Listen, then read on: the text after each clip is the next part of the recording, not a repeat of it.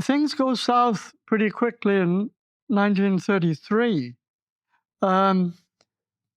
Hitler, at the very outset in his last general election campaign, he said the Christian things, and he gave the Protestants and the Roman Catholics, and the Protestants, more of them believed it, the impression he was saving Christian civilization. Now, but he takes over the means of communication, violence, death squads are the order of the day. Concentration camps were set up within months. There's a famous center of the Zelk. I was there 4 years ago. Wonderful place. Hermannsburg, where there are 2 Zelk churches in this middle-sized village. But almost within walking distance is the Bergen-Belsen concentration camp.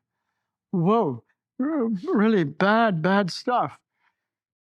Now, public opinion accepted, well, the Fuhrer has to be rough just to sort out the problem. Very quickly, he mandated a boycott of all Jewish businesses. You have brutal violence against the Jews, even before Kristallnacht in 1938. Now, the upper clergy, who were the head of churches of both confessions, they knew about the brutal violence against the Jews from the earliest stages. It's documented. Both the cardinals and archbishops and the people in the German Evangelical Church Federation, well, it's happening, but if they don't take it out on the Jews, they'll take it out on us. And by the way, and they are only Jews anyway, so we'll just keep our heads down.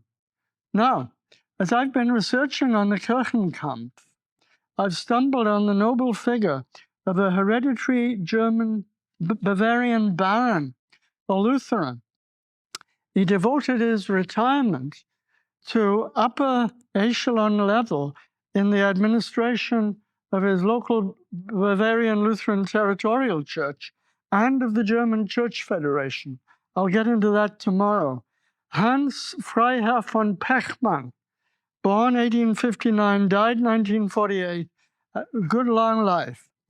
He was a German nationalist, a monarchist. He was allergic to any suggestion of a unique German guilt for World War I. He's a mega German nationalist. But from the very beginning of the church conflict, he fought for the Jews tooth and nail, hammer and tongue, and he pressured. He was a member of the executive committee of the Church Federation. I think he was even its chairman for a while. And he would look at the bishops and the church presidents. You must say something. And they didn't hear what the Herr Baron had to say. And his letters were as courageous as anything Sasse did. He just told it as it was. You wonder how he didn't get taken out and shot.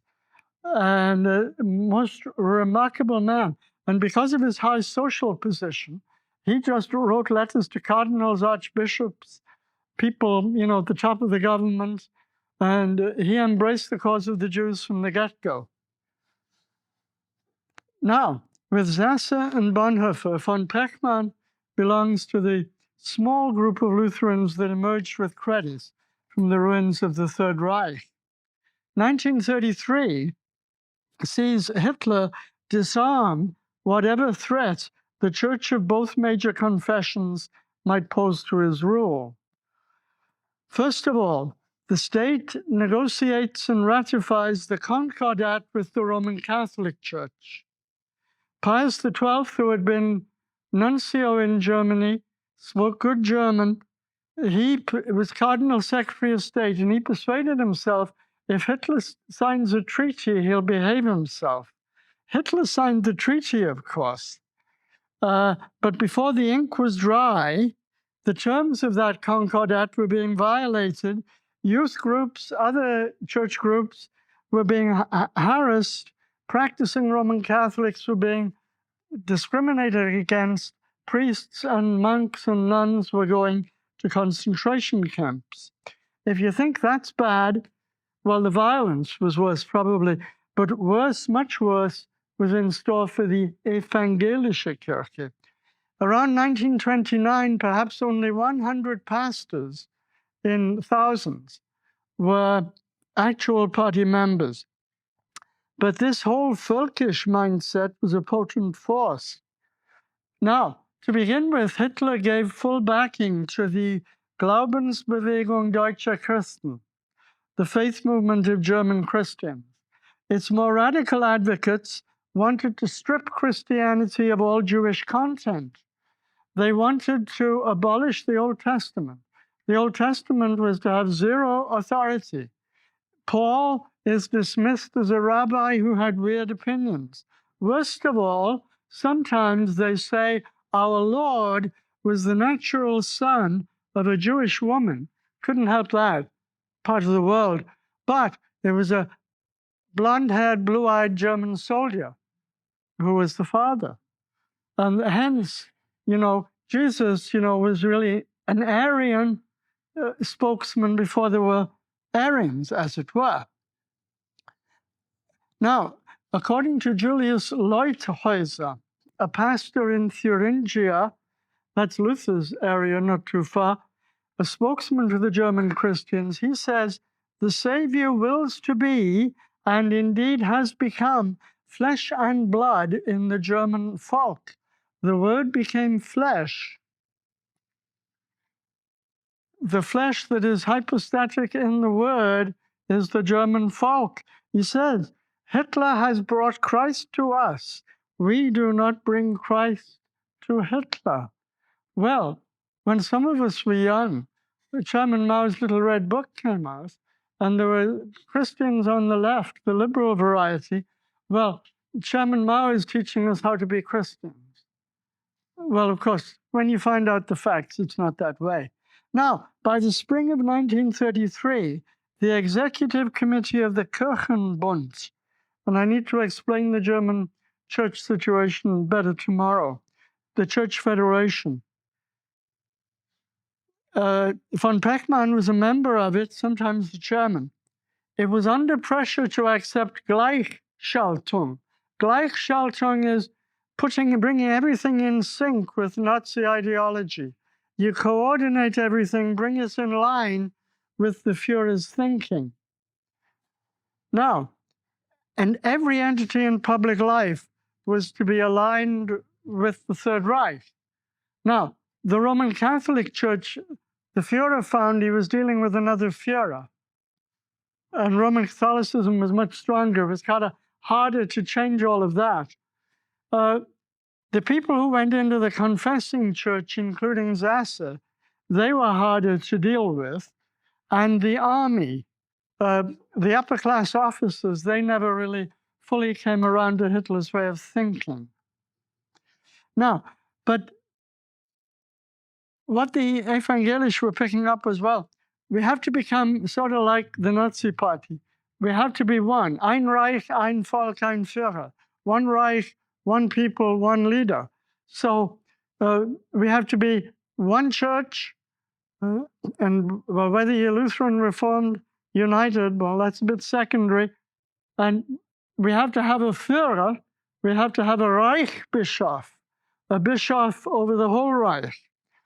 In an inspired move, the executive committee, the Kirchenausschuss, it says, well, we'd better appoint our own Reich Bischof before Hitler appoints one for us.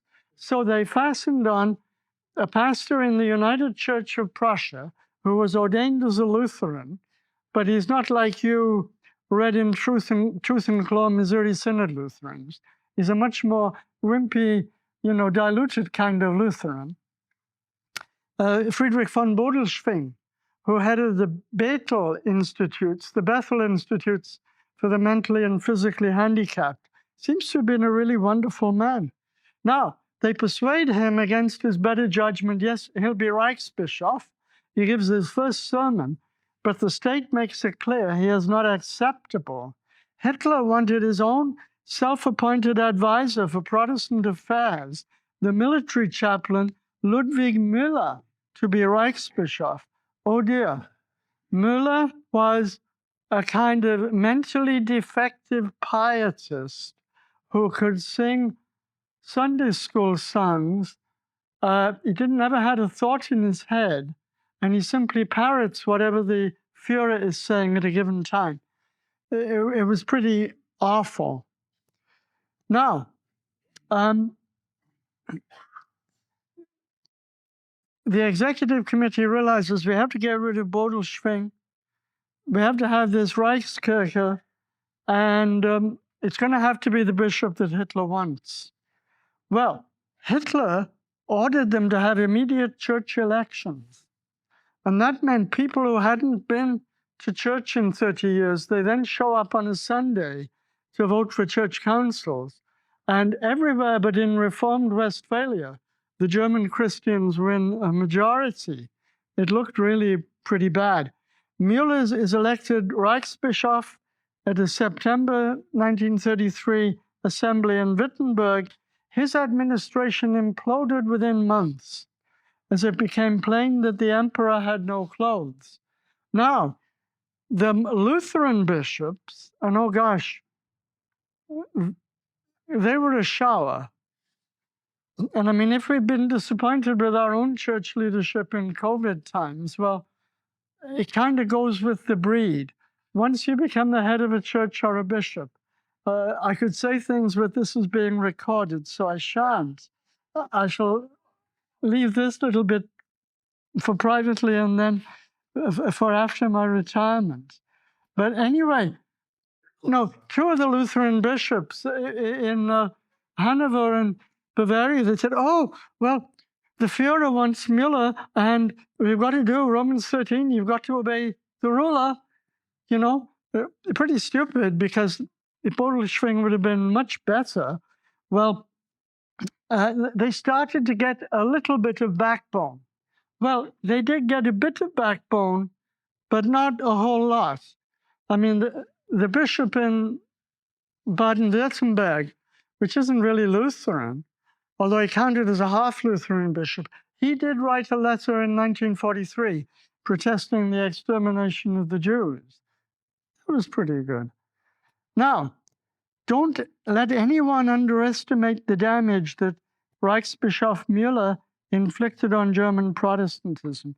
As Gleichschaltung, sort of bringing everything in line with the ideology, sought to draw every entity in public life under the aegis of the party, the Catholic youth associations resisted the pressure. So they were never able to bring the Catholic associations under the party. Now, in December 1933, the Protestant Youth Association said, we want to do the same. We don't want to be brought under the party. Unilaterally, Müller incorporated them in the Hitler Youth. So people have said, a lot of people who came to North America, they were confirmed in the 30s. The formation they had was not what you're supposed to have. It was something else. Now, Müller found opposition, and he seeks the Führer's approval. He grovels and he asks the Führer to back him against his opponents. But Hitler, by the way, didn't really have long-term plans for either of the main churches. Hitler thought, for the time being, we have to tolerate Christians. They may have freedom of worship, but not any religious freedom in society. Well, I think we've heard that before. Some people thinking religious freedom is freedom of worship, and that's all. Now, by the end of 1933, the party starts to withdraw support from the German Christians. The German Christians keep supporting the party. The party now supports not the Glaubensbewegung Deutsche Christen, but the Deutsche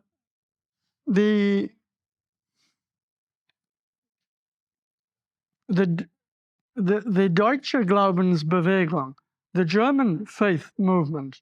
Now, the German faith movement goes back to Nordic and Germanic paganism. Rosenberg, I think, was a Protestant. He left the church and he gets into his paganism and the occult, and the Catholic Himmler does the same thing. Where does this leave Hermann Sasse? Sasse was already in a class of his own. for nailing the Völkisch monster on the head.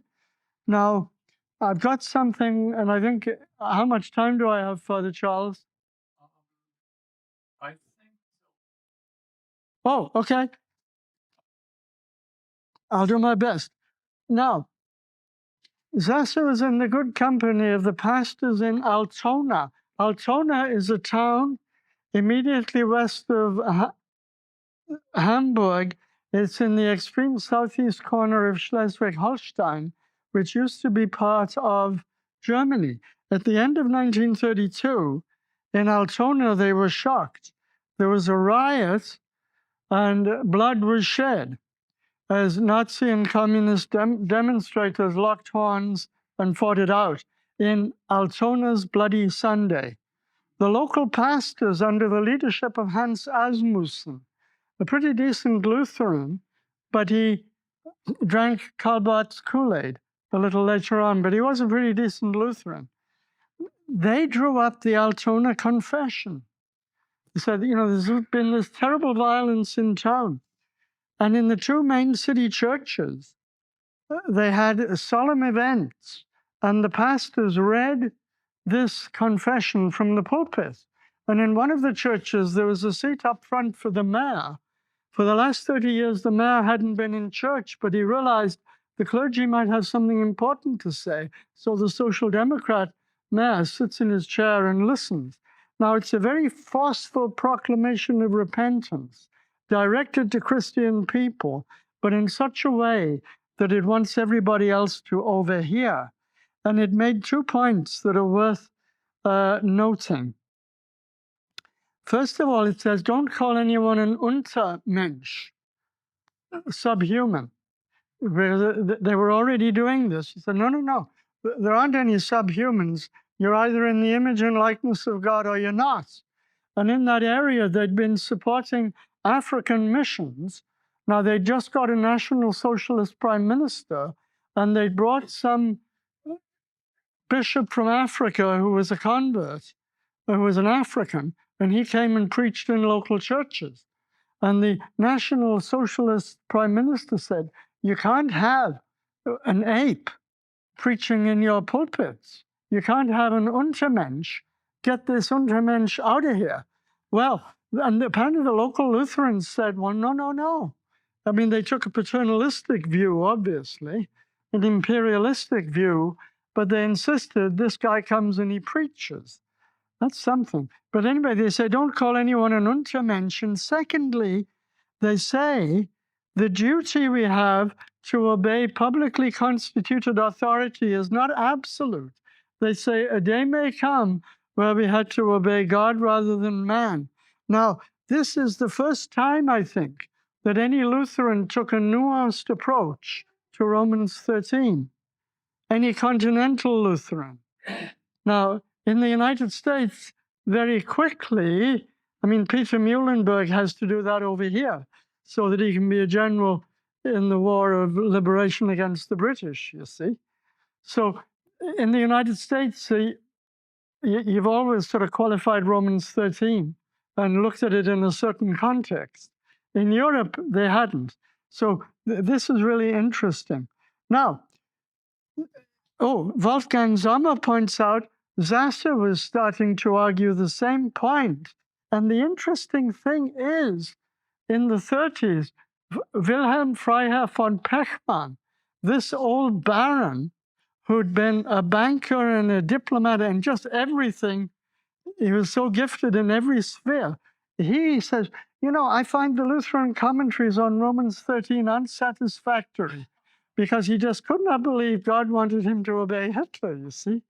Now, Friedrich von Bodelschwingh graciously withdrew from the role of Reichsbischof that he hadn't wanted anyway.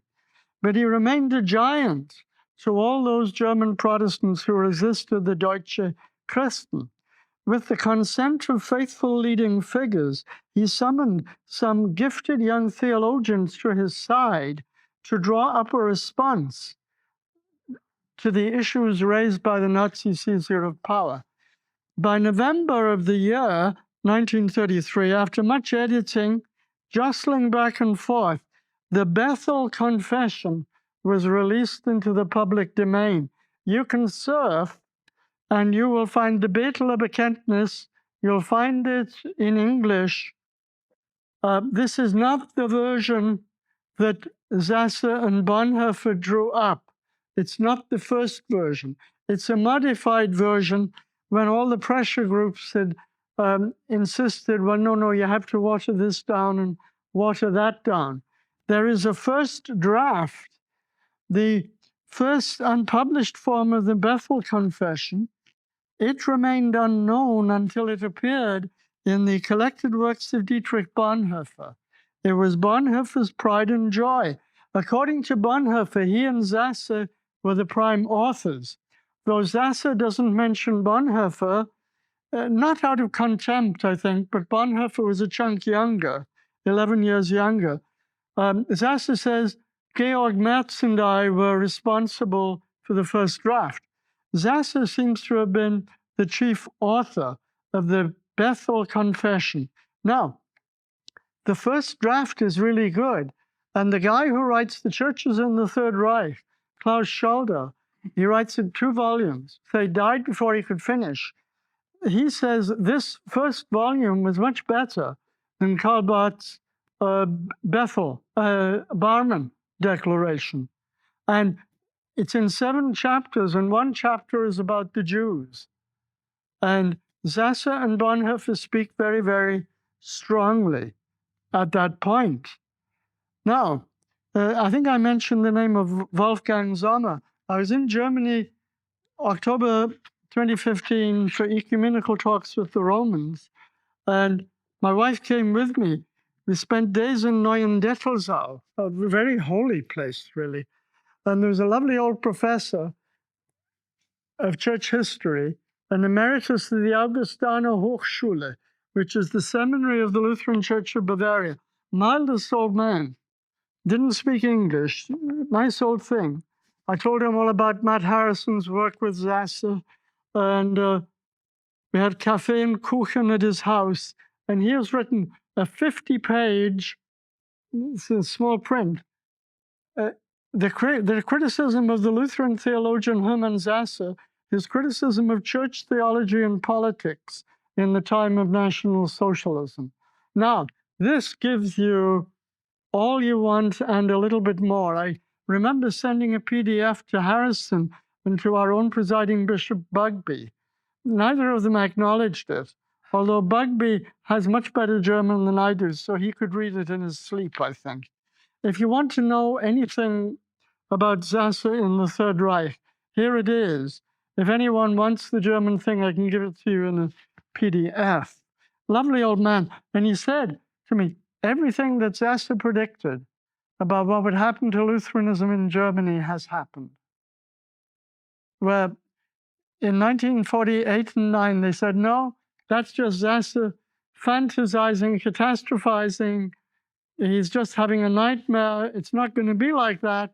And Professor Sommer said, no, the mildest old guy, no, everything he said has come true. Now,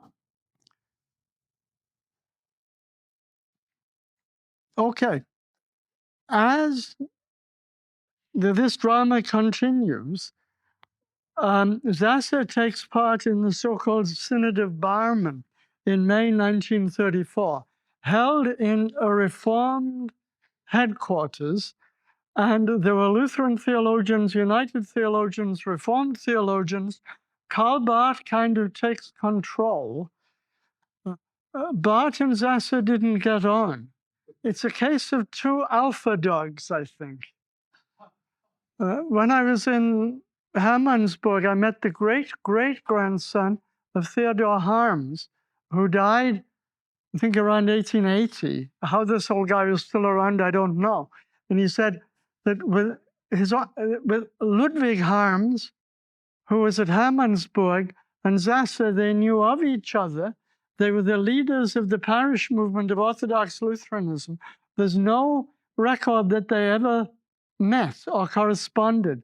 And he said he thought it was a case of 2 alpha Tiere. And I worked out 2 alpha dogs. You know, that they're each too big to be in the same room at the same time. Now, Sasse, at the last moment, says, no, I cannot sign the Theological Declaration of Barmen, because Barth insisted we do this as one evangelisch synod. Now, of course, emotions were so strong, a lot of people wanted to just go along and say, well, it's not perfect, but we have to say something. Well, they were quite right. Barth could accept the content of this Reformed Barmen Declaration, even though it's reformed. But he realized Barth was going to use this to say, well, one church, and the Lutherans can't have a separate existence. So Sasse takes the first morning train out of Barmen, goes back to Erlangen. Now, for this reason, in ecumenical circles, Sasse has a blackened name. You know, dreadful man, how could he do this? Now, after the Second World War, Karl Barth and Martin Niemöller dominate the discussion. Sasse gets removed from the Kremlin wall. He becomes a non-person. Now, just after the Barmen Declaration, the two supposedly leading Lutheran theologians in Erlangen who had seniority, Althaus and Ehlers, they issued the Ansbacher Ratschlag. Now, in the Reformation, there was an Ansbach Council, Ansbacher Ratschlag. Well, Ehlert knew what this means, and with 6 Nazi pastors, I mean, who were absolutely, you know, full goose-stepping and all the rest of it, they issued this document which salutes Hitler as the pious ruler sent by God in Germany's hour of distress, and it accepts the Aryan paragraph. Ooh. Now, you wonder, and I do hope I can get through this, how did Sasse escape detection and arrest? Well, for his not-so-veiled criticism of Nazism that appears in his wartime sermons. In his wartime sermons, he calls a spade, he makes allusions, but it's unmistakable what he's talking about. Well, I've thought maybe the SS no longer were sending spies into the pews. Now, a month before the end of the Second World War, Erlangen had been liberated. Hitler has a month to live. The American troops are in Erlangen. Sasse is one of the few professors with an absolutely excellent reputation. Most of the professors in most faculties, law and medicine, for example, they were gleichgeschaltet. They were just with the whole thing. Sasse had such a good reputation. The American government says, no, you must be number 2 in the university. They appointed a rector. He was pro-rector, and he was told when the university reopened, don't accept Nazis into the student body. And Sasse says, I beg your pardon, let's start with the faculty. They're the problem before we start looking at the students we're going to bring in. Now, you'd think it's his finest hour. Well, it was his finest hour, but he had enemies on the faculty, and he had people in the church who were now very, very guilty, and they were discovering they had been part of the resistance all the way along. Sasse was asked by the authorities to write a confidential memorandum, ein vertrauliches Memorandum, about his colleagues on the divinity faculty. This would have been an opportunity for revenge. Now, Walter von Löwenich, a rather liberal guy who was a lecturer, not a full professor, he says everything Sasse wrote was quite true, nothing untrue. And he says, Sasse, he could have really shafted Ehlers and Althaus if he'd wanted to. He could have really dished the dirt because he knew where the bodies were buried. Now, those of you who were at our 1995 Sasse symposium, you wouldn't have been, you weren't born then, I don't think. Lowell Green gave a speech on Hermann Sasse and his Erlangen colleagues. All he did was defend Ehlers. And I didn't realize at the time, Lowell, please do not be defending Ehlert. That guy is altogether too brown. Well, Sasse tells it how it was.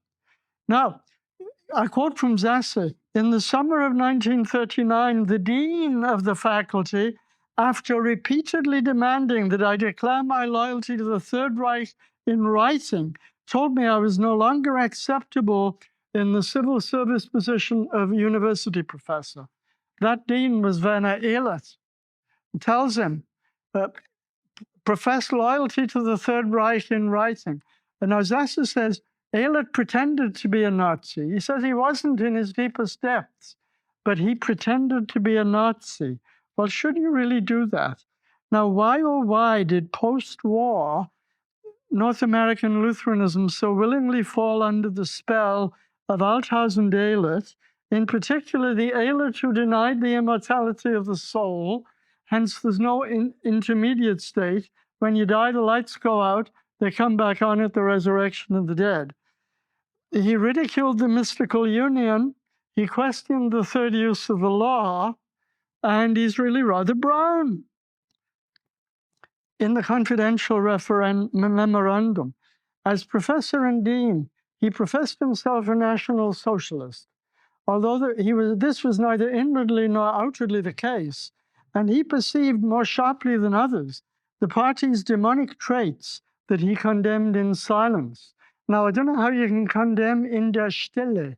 That may mean maybe sometime in the washroom. Is Ehlert's standing beside Sasse, and he thinks there's no microphones, and, ja, Herr Kollege, das ist ja ganz schlimm. You know, Herr Kollege, it's really bad. Now, this internal contradiction was an oppressive riddle, not only to his colleagues and students, but was also felt painfully, even bitterly, by the congregation when he expressed himself on certain current issues in his sermons. This contradiction also pervades the dogmatics that he published in 2 editions during the present war. In his case, as in that of his kindred spirit Gogarten, the theological reason for this failure lay in an unclarity hidden from himself on the doctrine of the divine law. Now, Ehlert is the one who gives you in post-1945 German, North American Lutheranism, let's all deny the third use of the law. We're still dealing with that issue, I think. But, and this is the conviction of all who knew him, we must also add a psychological, characterological reason that evades all analysis. On the human ethical level, his colleagues experienced this attitude as a heavy burden. Now, in 1947, Sasse wrote a letter to President John Beinken. He had written to him in German. Beinken can handle the German, probably writes back in English, I don't know. Beinken visited with Sasse in 1946 in his house in Erlangen. Anyway, I'll end on this. It's a long quotation from a letter.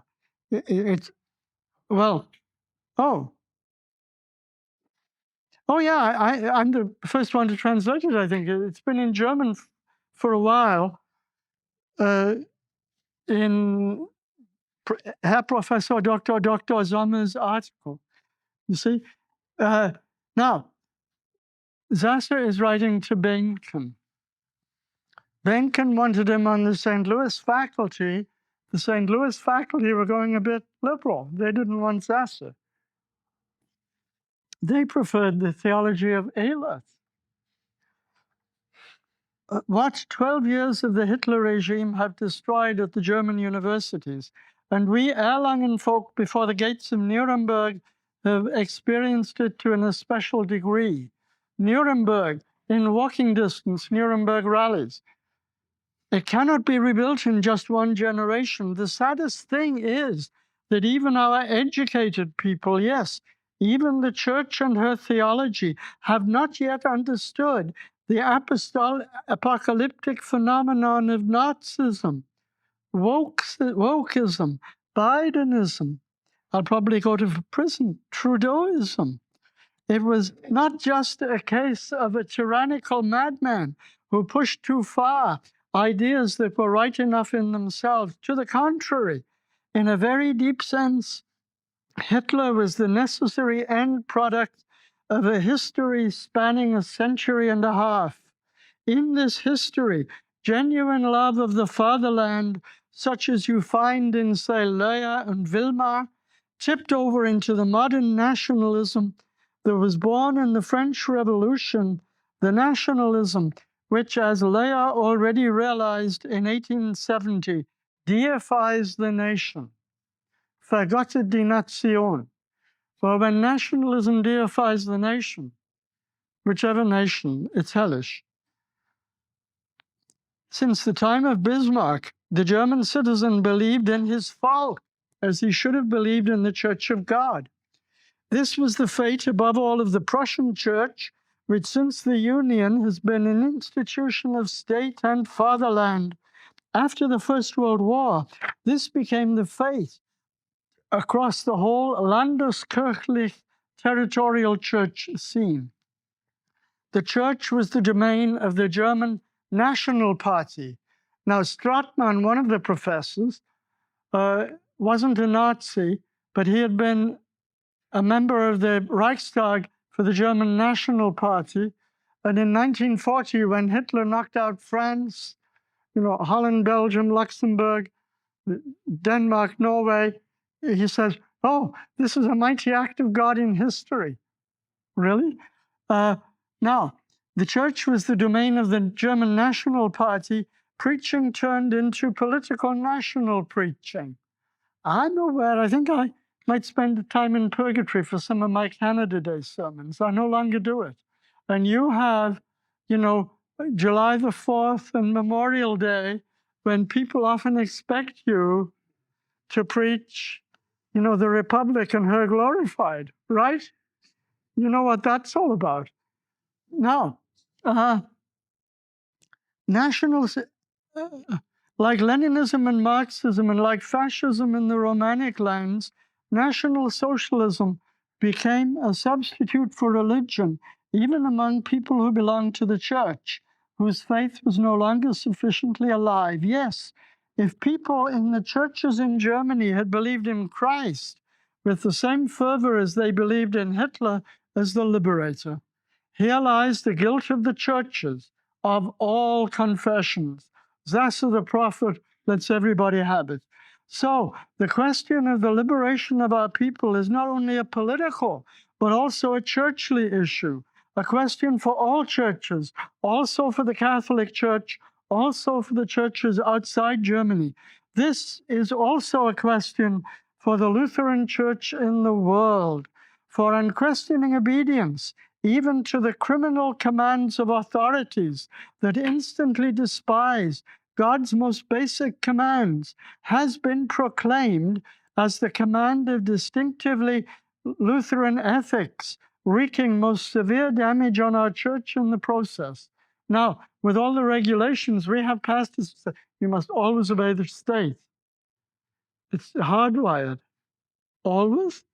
Now, authorities, the German word is Obrigkeit, which they then choose now. People forgot what Luther taught about the limits of authority. They forgot the conclusion of Confessio Augustana 16. Above all, people paid no heed to the complete change in the concept of authority, Obrigkeit, that had taken place. According to Lutheran doctrine, civil authority, Obrigkeit, is God's ordinance, his ordnung, which receives its rights and its duties by divine institution.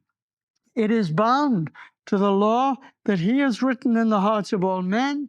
It is subject to his judgment. But something different came of this in the modern totalitarian state. Well, we are threatened by it. The party commands the state. The party stepped between the authorities and God as a new source of power, instance.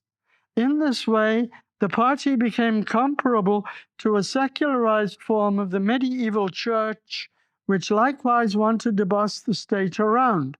In this way, the essence of genuine authority, Obrigkeit, rotted, and God's ordinance, Ordnung, was destroyed. Civil authority, Obrigkeit, in the sense of Romans 13, was abolished. The church is guilty of not recognizing this change, indeed of sanctioning it, nay, even of acknowledging the party in God's place as Lord of civil authority, Obrigkeit. Now, I think there's all kinds of stuff there that we can apply to the modern US and Canada. Sorry, Father Charles, for going on for 6 more minutes. Okay.